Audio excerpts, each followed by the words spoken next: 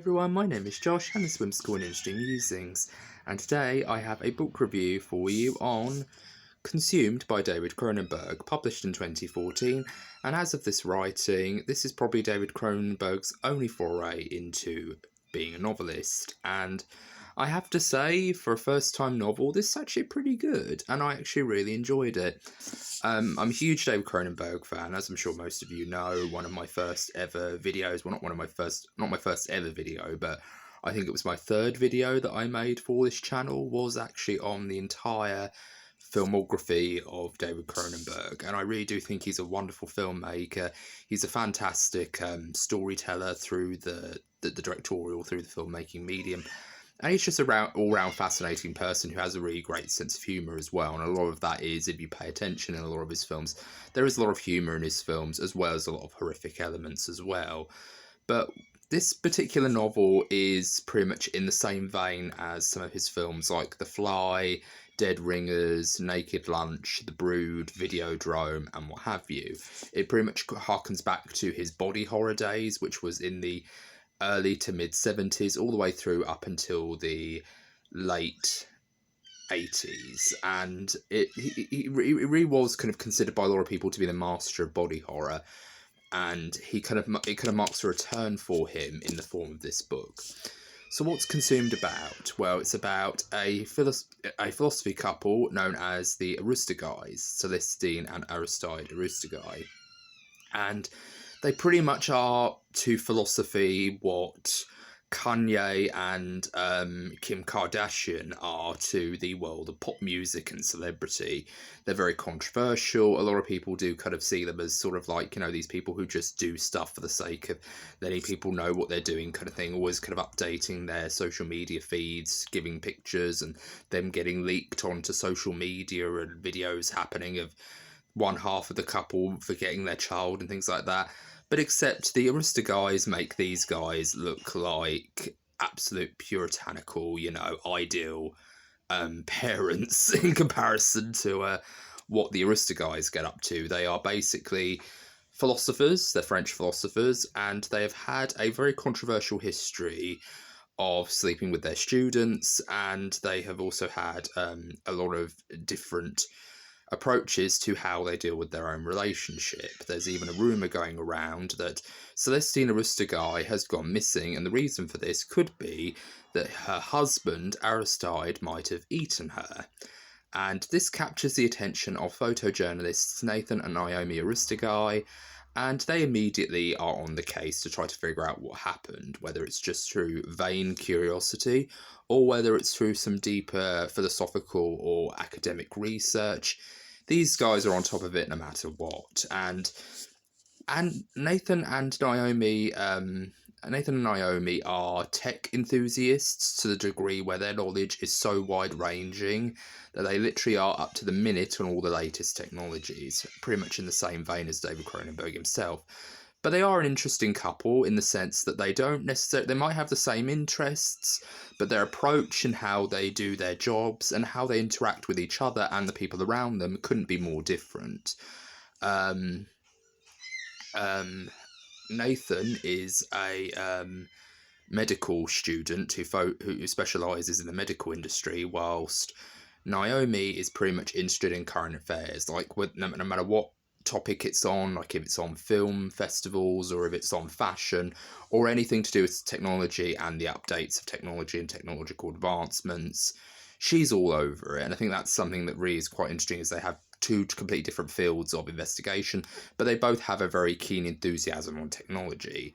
And that's one of the key elements that I really do love about David Cronenberg's writing right off the bat, is how he creates relationships and how he makes relationships believable, and how he's able to take these very interesting characters who on the surface might be total opposites, but they do have something in common, where you do kind of see little distinctions and you realise that, oh, there's a reason why this couple is together, or there's a reason why this couple is together.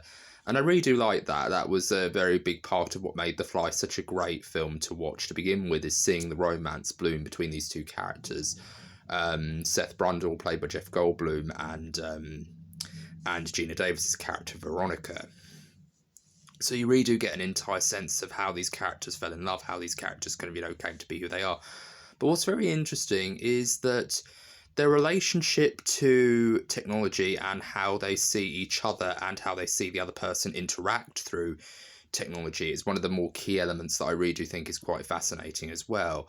Like, there's this one scene where Nathan is investigating a medical practitioner, a surgeon to be more specific, who is using a woman by the name of Dunya as a medical guinea pig for his latest advancements in surgery and what have you.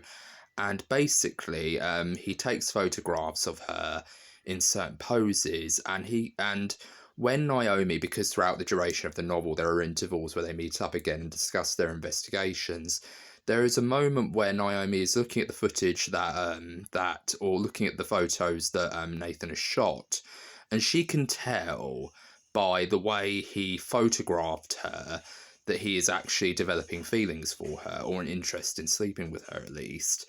And I thought that was a very interesting way of kind of showing that they know how to get into each other's minds without really kind of voicing the obvious or psychoanalyzing the other. Psychoanalyzing the other.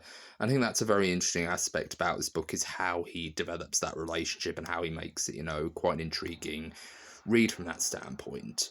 There is also a lot of humour in Consumed as well. There's a lot of great lines. Like, one of the more iconic lines I think a lot of people quote when they're talking about this book is the line that when Neomi is investigating, she eventually tracks down Aristide Arista guy, and there's this one moment where he goes, "Let me unbox you," and it's one of those lines that feels very Cronenberg-esque, where it's very chilling, it's very creepy, it's very odd. It's a very odd line to say.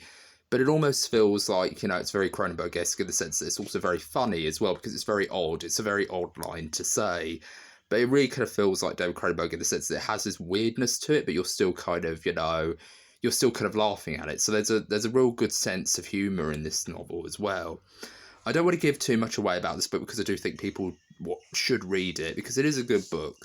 And I think even if you're not a fan of David Cronenberg, I think it is going to be a very interesting read for a lot of people. I'm very interested to hear if you probably read the book in the comments, and if you're a David Cronenberg fan or not. Like, if obviously you have to be a fan of David Cronenberg to enjoy this book, but I think, what do people who don't know David Cronenberg's filmography think of this novel? Like, do they think it's any good? Do they think it's still, a good novel on its own, even if you don't understand the David Cronenberg elements? I'd be interested to hear your thoughts. Like, are you not a fan of David Cronenberg, and have you read this novel?